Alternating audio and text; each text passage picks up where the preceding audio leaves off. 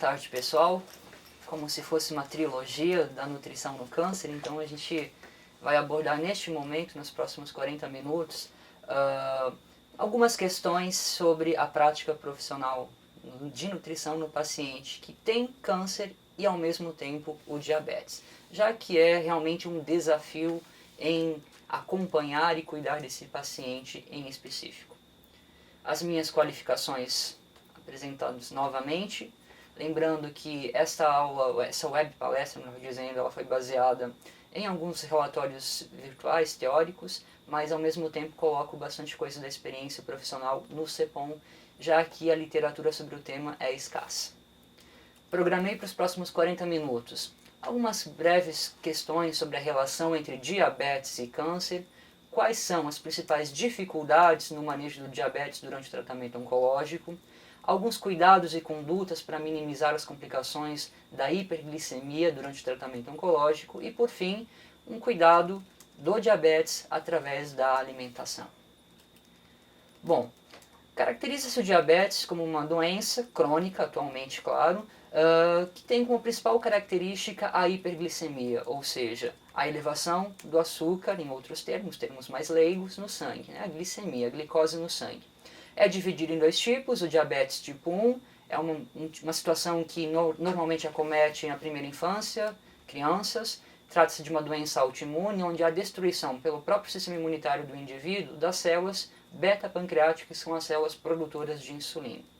Já o diabetes tipo 2 está muito mais associado ao indivíduo adulto, especialmente ao indivíduo com excesso de peso e obesidade, que é caracterizada pela resistência à insulina, com ou sem a disfunção das células beta-pancreáticas. Então, no diabetes tipo 2, o indivíduo ainda produz insulina, entretanto, a sinalização e a eficácia na ação dessa insulina, ele é prejudicado, essa sinalização é prejudicada ou não é tão eficaz quanto que se espera que seja, levando então à resistência à insulina. Já o câncer trata-se então de um termo utilizado para se referir a tumores malignos que se desenvolvem no corpo humano. As células tumorais, por sua vez, usam a glicose, o açúcar no sangue, como principal substrato energético para o seu crescimento. E as células tumorais apresentam o metabolismo da glicose diferenciado de células normais. As células tumorais têm uma ineficiência na produção de energia a partir do uso de glicose. Por esse motivo, o tecido tumoral é o tecido que mais consome glicose quando comparado às células normais em um indivíduo oncológico. Então, são algumas peculiaridades sobre o metabolismo da glicose em cada uma das duas situações. O diabetes ele é considerado fator de risco para o desenvolvimento de alguns tipos de câncer, como, por exemplo, o fígado, o pâncreas, câncer de endométrio, onde ter diabetes aumenta a chance em 2 vezes ou mais do desenvolvimento de câncer nessas localizações. Também é fator de risco para o desenvolvimento de câncer coloretal, de mama ou da vesícula biliar, conferindo 1,2 a 1,5 vezes mais chances de desenvolvimento nessas localizações. Os demais cânceres não citados neste slide não existem ou não foram encontrados até o primeiro momento uma associação entre ter diabetes e aumentar ou não o risco para o desenvolvimento dos demais tipos de câncer. Abro uma exceção para o câncer de próstata, no caso dos homens, em que apresentar diabetes confere um fator de proteção para o desenvolvimento do câncer de próstata. Isto porque a hiperglicemia está atrelada a baixos níveis do hormônio testosterona. E esse hormônio testosterona está implicado com o crescimento celular. Então, se você tem hiperglicemia, você tem um estímulo para o crescimento celular menor ou diminuído em virtude desse efeito da glicemia aumentada sobre o hormônio testosterona. O diabetes mellitus tipo 2, que é o que normalmente acomete o indivíduo adulto, está associado ao sobrepeso e obesidade, assim como o câncer, são doenças correlatas em muitos casos. Isto porque eles compartilham os mesmos fatores predisponentes. A idade avançada, a adiposidade, especialmente o acúmulo de gordura na região das vísceras, na região abdominal, a inatividade física, um consumo de uma dieta não saudável e o uso abusivo de tabaco ou de álcool são fatores de risco, como a gente viu na última web palestra que eu acabei apresentando, são fatores de risco para vários tipos de câncer e ao mesmo tempo são fatores predisponentes para o desenvolvimento de diabetes. Então é muito comum a gente ver essas duas associações em um mesmo paciente. Acredita-se que cerca de um quinto dos pacientes com câncer também apresentam diabetes. E apresentar diabetes aumenta significativamente a mortalidade de alguns pacientes oncológicos. Por exemplo, este estudo publicado em 2008 foi realizado com mais de 6 mil mulheres canadenses, na qual elas foram acompanhadas por mais de 10 anos. Lembrando que essas mulheres todas tinham câncer de mama e algumas tinham diabetes e outras não tinham diabetes.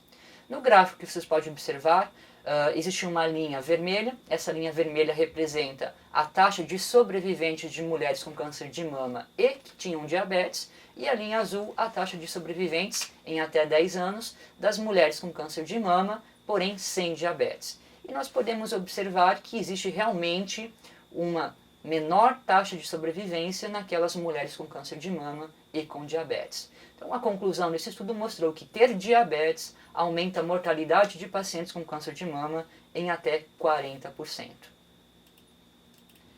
Também existe uma possível relação entre os medicamentos utilizados para o controle da hiperglicemia no diabetes e o risco de desenvolvimento de alguns tipos de câncer.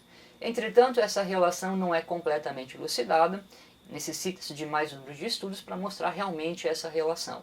Então, a princípio, sugere-se que o uso de metformina, que é um hipoglicemiante oral, possa reduzir o risco de vários tipos de câncer, porque também tem uma ação anti-inflamatória.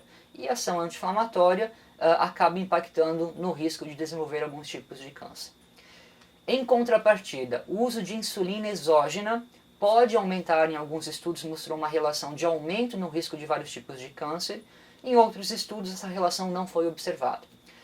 O uso de insulina exógena poderia ser fator de risco porque existe um receptor em células chamado IGF-1 que tem maior afinidade por essa insulina exógena do que a produzida pelo próprio organismo, ou seja, a insulina endógena, e quando a insulina exógena liga-se a esse receptor IGF-1, existe um estímulo maior para o crescimento e a replicação celular.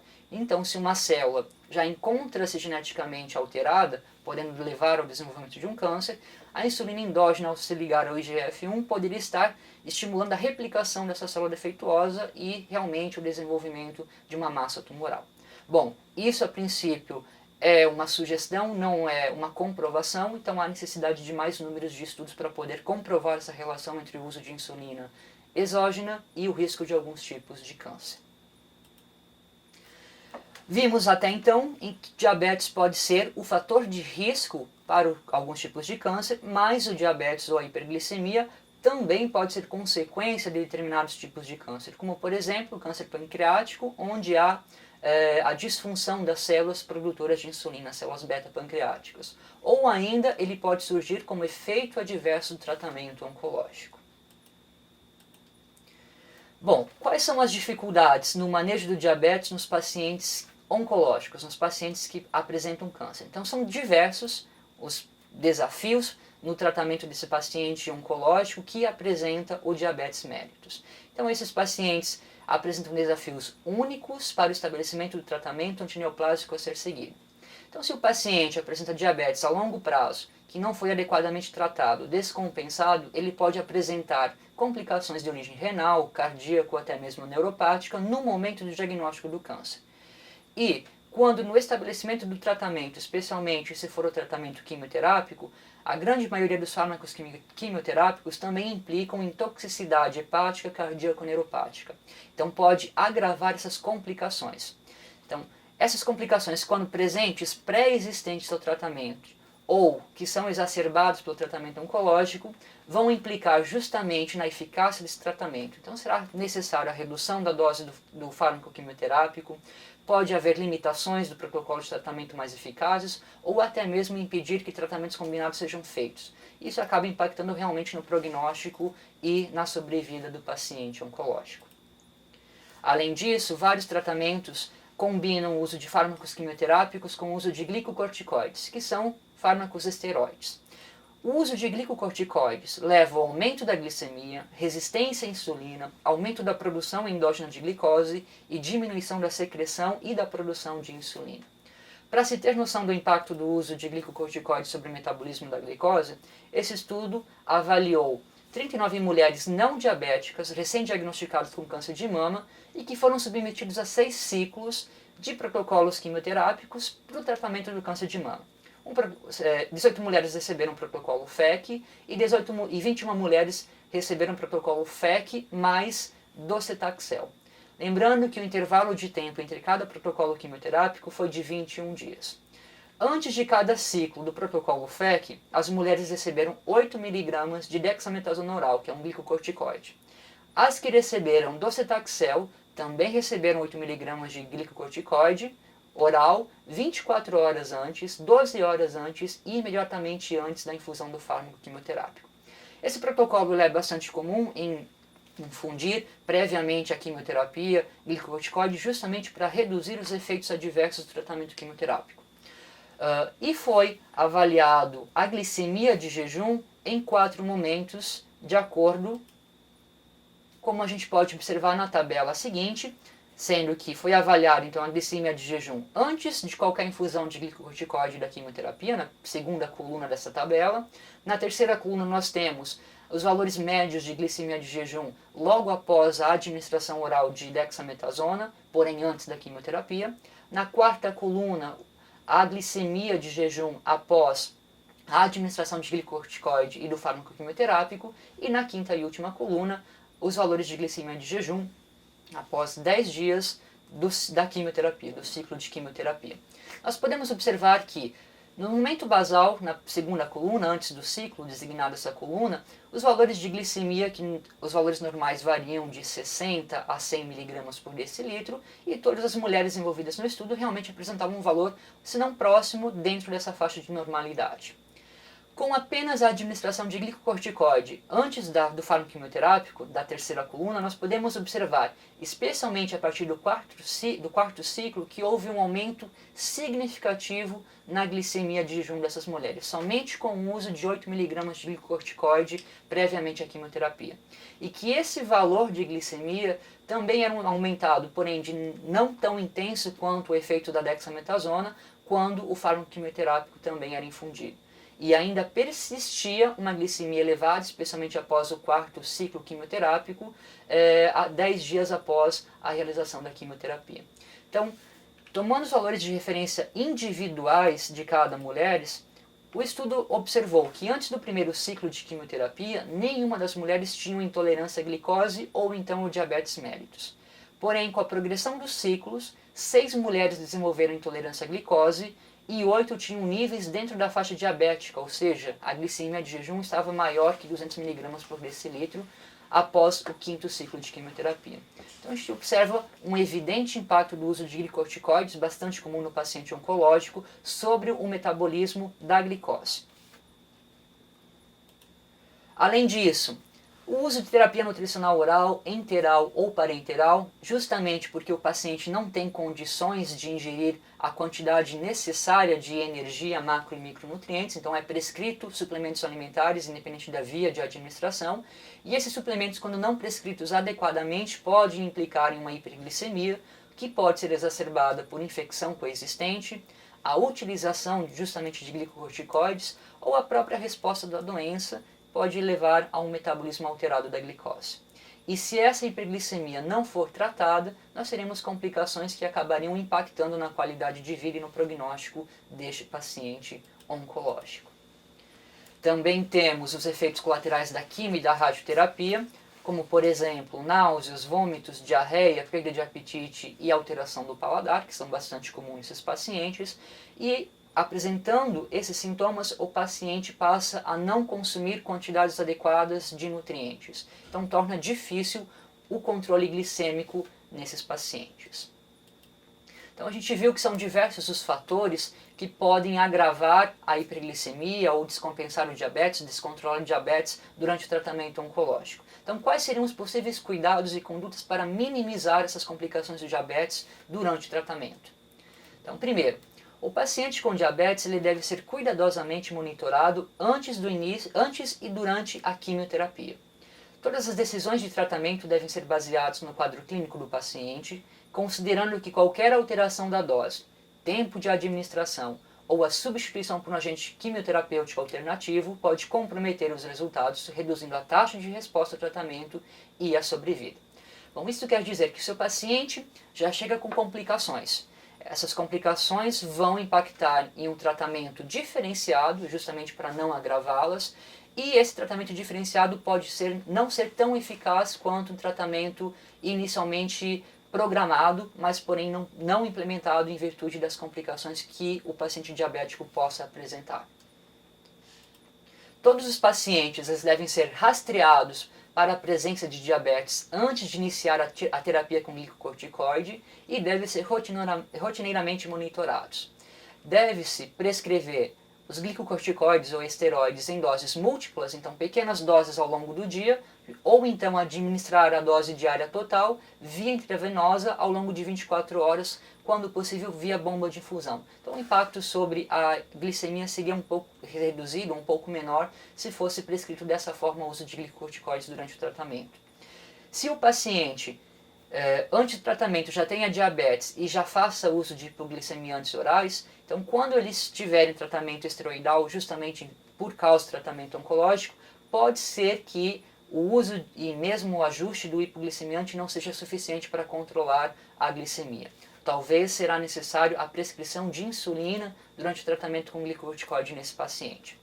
Então, normalmente a insulina é precisa, é necessária, e os pacientes que já fazem insulina antes do tratamento com glicocorticoides, talvez haja necessidade de aumentar em 2 ou 3 vezes a sua dose habitual.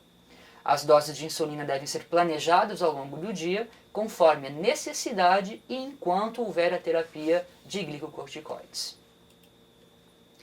Quanto à dieta enteral, quando o paciente tiver prescrição de dieta enteral, oral ou parenteral com uso de suplementos, é preciso escolher a dieta mais adequada para o diabetes, então uma dieta com restrições normalmente de carboidrato e aumento total de gordura dessa dieta. Deve-se adequar a prescrição de insulina quando o paciente estiver em dieta enteral. Ao invés de utilizar uma insulina de ação prolongada ou moderada, utilize insulinas que não têm um pico de ação, que tem uma ação constante ao longo de 17 ou 20 horas, para manter essa glicemia constante em níveis adequados. E a infusão da dieta enteral deve ser feita lentamente, justamente para não impactar em uma grande carga de carboidratos que poderia levar a uma hiperglicemia. No caso de dieta parenteral, essa fórmula também deve ser pobre em carboidratos, deve ter uma restrição de carboidratos e ela deve ser adicionada de insulina. Para reduzir os riscos de hipoglicemia quando a infusão da fórmula é interrompida abruptamente, deve-se reduzir gradualmente o volume infundido pelo menos 1 hora antes de interromper a infusão da dieta. Monitorar a glicemia a cada 4 ou 6 horas quando em dieta enteral ou parenteral, então a frequência da avaliação da glicemia deve ser feita com mais frequência, com maior rigor. E os pacientes que apresentam náusea e vômitos, eles devem ser orientados quanto ao correto uso de antiemético. Lembrando que um paciente que tem náusea e vômito é um paciente que não vai se alimentar direito, não vai ter apetite. Então a gente, normalmente, os cuidados conservadores com a alimentação, cuidados de higiene que a gente comentou na última web palestra, pode não ser suficiente para controlar esses efeitos adversos da quimioterapia. Então muitas vezes o uso de medicamentos vai ser necessário. Então é preciso orientar o adequado uso desses medicamentos justamente para prevenir essa ocorrência desses efeitos adversos. Monitorar com mais frequência a glicemia quando os pacientes apresentarem náuseas e vômitos. E, no caso do paciente que está em uso de insulina, ao invés de utilizar uma insulina de ação rápida ou moderada, seria o ideal utilizar insulinas de ação ultra rápida ou rápida, justamente porque o paciente pode consumir uma pequena quantidade, então é mais fácil você titular a dose de insulina que será precisa para cobrir a quantidade de carboidratos que ele ingeriu nessa refeição. E da mesma forma que se o paciente venha a não ingerir nada nessa refeição, é mais fácil então suprimir o uso dessa dosagem de insulina. Então, quando o paciente tem efeitos colaterais que impactam na ingestão, a insulina de ação ultra rápida ou rápida seria melhor pelo manejo no uso dela, em detrimento do quanto ele consome de carboidratos ou do que ele não vai consumir. É importante estimular que o paciente que tem excesso de peso ou obesidade durante o tratamento perca peso e mantenha o seu peso adequado, um peso saudável, especialmente que ele perca o tecido adiposo, a gordura que encontra-se entre as vísceras na parte abdominal do organismo, orientar o manejo da hiperglicemia com cuidados alimentares, que a gente vai abordar mais adiante, e estimular o abandono de fatores comportamentais não saudáveis que estão atrelados à resistência à insulina, que é a inatividade física, o uso de tabaco ou de álcool em excesso e o consumo de uma dieta não saudável. Quando o paciente estiver recebendo suplementos dietéticos para complementar sua ingestão alimentar, então é preciso optar por fórmulas específicas para o diabetes mellitus com baixo teor de carboidrato e contendo fibras alimentares. Então, consumir fibras alimentares para quem tem diabetes é uma ótima opção, uma vez que fibras são considerados carboidratos, porém carboidratos não digeríveis. Quando absorvidos, quando ingeridos, esses carboidratos não são absorvidos, eles acabam tendo um papel de absorção de excesso de açúcar que pode ser consumido acompanhado dessa fonte de fibras e impedindo a absorção desse excesso de açúcar, reduzindo o seu impacto sobre a glicemia. Na impossibilidade de uso de uma fórmula específica para o diabetes, então é possível optar por uma fórmula normal, uma fórmula padrão, porém deve-se cuidar para não consumir uma grande quantidade desse suplemento normal, não específico para o diabetes, de uma única vez. Então recomenda-se utilizar pequenas frações ao longo do dia, como parte de uma refeição que contém fibra, justamente para ter um menor impacto sobre a glicemia desse indivíduo. Existem pacientes em tratamento apenas para conferir bem-estar e qualidade de vida, que são chamados pacientes oncológicos em cuidados paliativos, em que o tratamento não visa a cura, mas sim apenas uma qualidade de vida desses pacientes. Então, nesse caso, nesses pacientes, o controle da glicemia ele deve ser considerado sim, porém não deve ser tão rigoroso. Pode-se continuar usando hipoglicemiantes e a insulina, justamente para se evitar os sintomas de hiperglicemia, que podem impactar também na qualidade de vida. O objetivo nesse tipo de paciente não é normalizar a glicemia para menos de 100 mg por decilitro, mas manter uma glicemia abaixo de 200 mg por decilitro pode ser o alvo do tratamento, uma vez que valores acima desse valor nós teremos maior risco de efeitos adversos da hipoglicemia. Ainda nesse tipo de paciente, deve-se sempre ouvir as opiniões dos pacientes e aderir aos seus desejos ao tomar decisões sobre o tratamento, e essas decisões devem ser reavaliadas e revistas a cada mudança significativa do quadro clínico do paciente e sempre dentro do contexto das metas globais dos pacientes. Bom, o paciente de cuidados paliativos é um paciente, digamos, frágil. Então, os procedimentos ou condutas para minimizar os efeitos da diabetes devem existir sim, porém não tão rigorosos, e devem ser procedimentos que não impactem negativamente na qualidade de vida e no conforto desse paciente. Então, é preciso avaliar cada caso para poder estimular ou implementar ou planejar o melhor tratamento para o controle da hiperglicemia no paciente em cuidado paliativo. Normalmente, o paciente diabético, a gente pensa, num primeiro momento, em realmente fazer restrições alimentares para poder controlar a sua glicemia, não ter vários episódios de hiperglicemia ou complicações desse excesso de glicose no sangue. Entretanto, essa dieta ela tem algumas restrições alimentares. E neste caso, nessa situação em que o paciente oncológico está em tratamento, ele já tem vários efeitos colaterais da quimioterapia que impactam sobre a ingestão alimentar. Ele pode ter náusea, vômitos, diarreia, falta de apetite. Então, se você tentar implementar ou orientar uma dieta mais restrita, você poderia estar agravando uma situação que poderia levar a um mau estado de nutrição desse paciente, a perda de peso, a desnutrição, e sabendo que a desnutrição e a perda de peso no paciente oncológico estão atrelados a menor resposta ao tratamento, a um pior prognóstico desse paciente. Então, talvez não seja todo paciente oncológico que se beneficie com orientações para restrições alimentares no manejo do diabetes. Qual é o paciente que não teria grandes implicações? É aquele paciente que ganhe peso durante o tratamento ou que tenha seu apetite preservado ou ainda seu estado nutricional adequado. Esses pacientes sim terão benefícios quando orientado a restrições alimentares para controlar a hiperglicemia. Do contrário, um paciente que vem perdendo peso, que já é desnutrido, que não se alimenta em quantidades adequadas, talvez nesse momento não seja interessante você orientar uma dieta restrita em alguns itens para poder controlar a glicemia.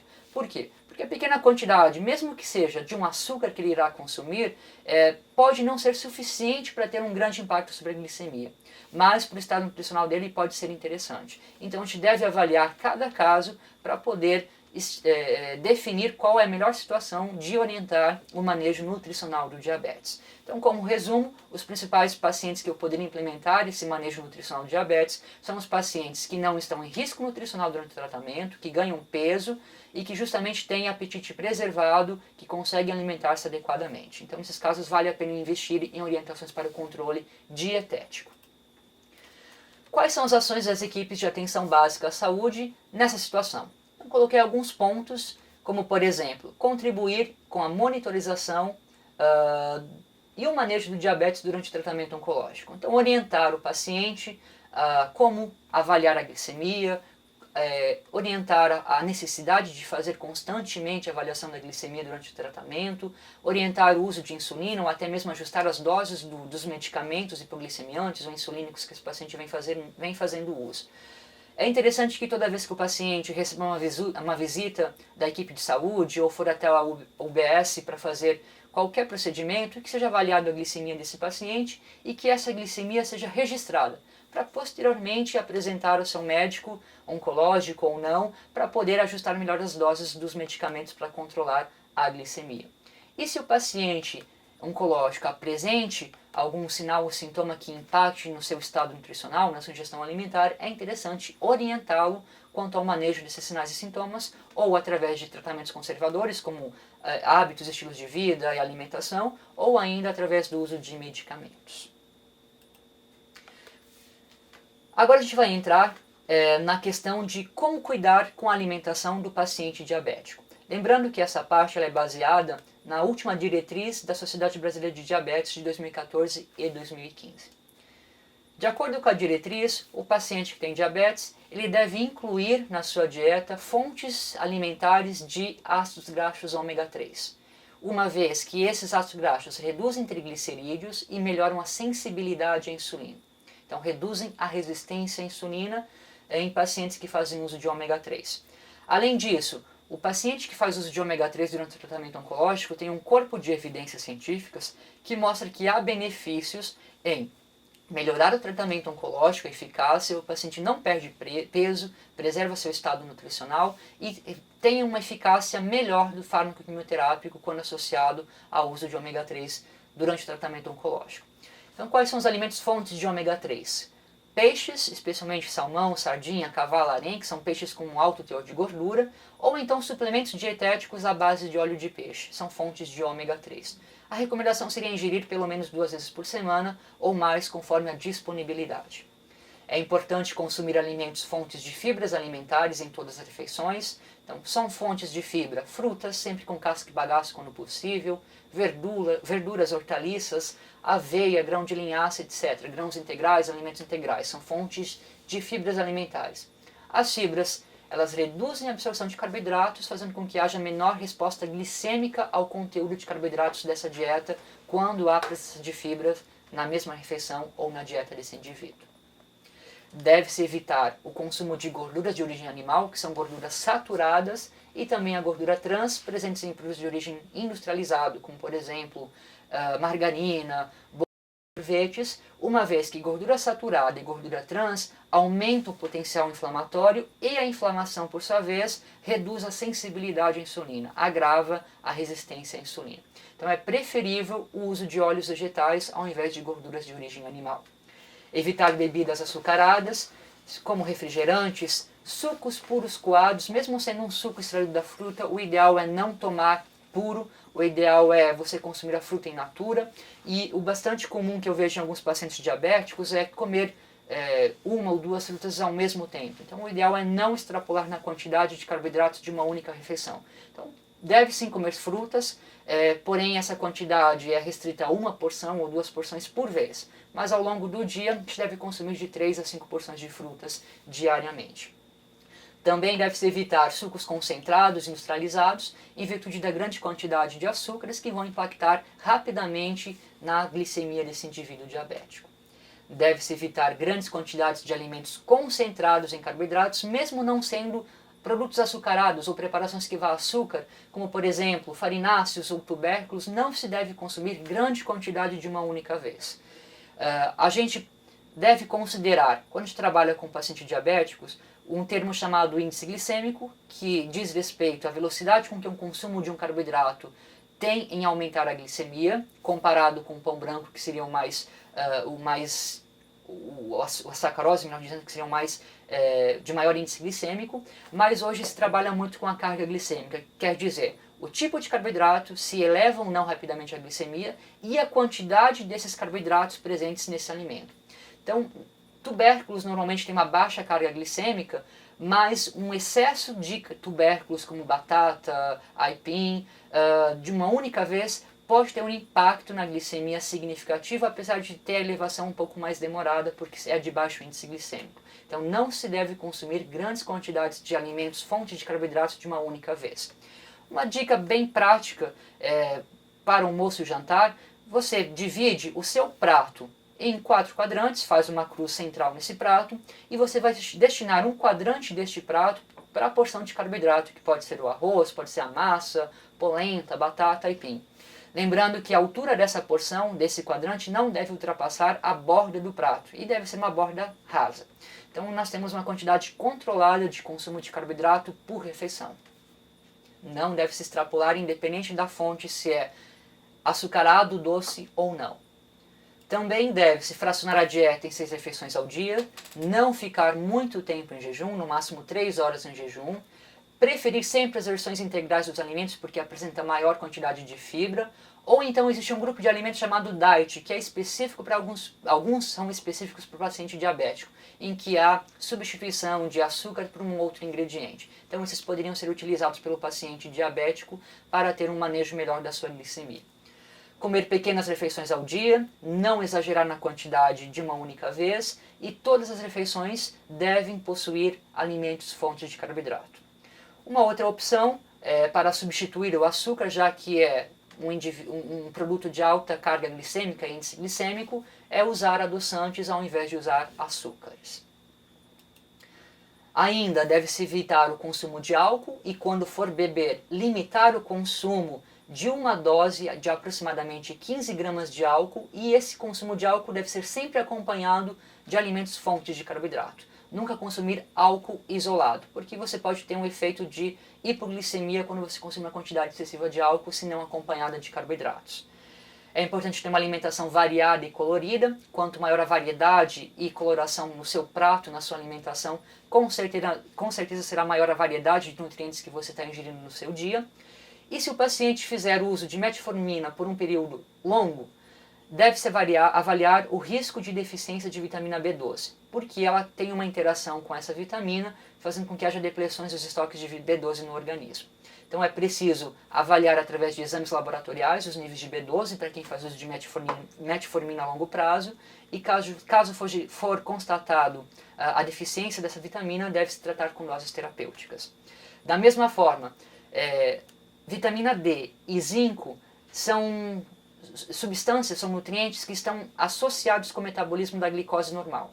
E se você tiver uma deficiência de vitamina D ou então de zinco comprovada por exames laboratoriais, você pode ter um impacto na resistência à insulina. Você tem uma redução na sensibilidade à insulina, um aumento na resistência à insulina, dificuldades para conseguir controlar a sua glicemia. Então é preciso também corrigir, caso haja deficiência, a vitamina D e zinco.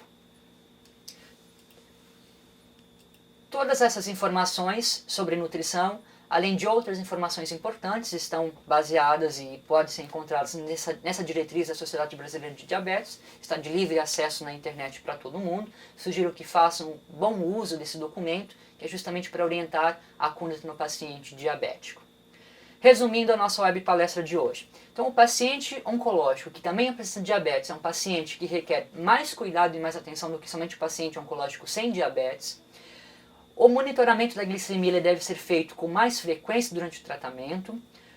Muitas vezes o uso de insulina vai ser necessário para o paciente em tratamento oncológico, mesmo que não seja um uso contínuo para todo sempre, mas pelo menos durante o tratamento a insulina pode ser necessária.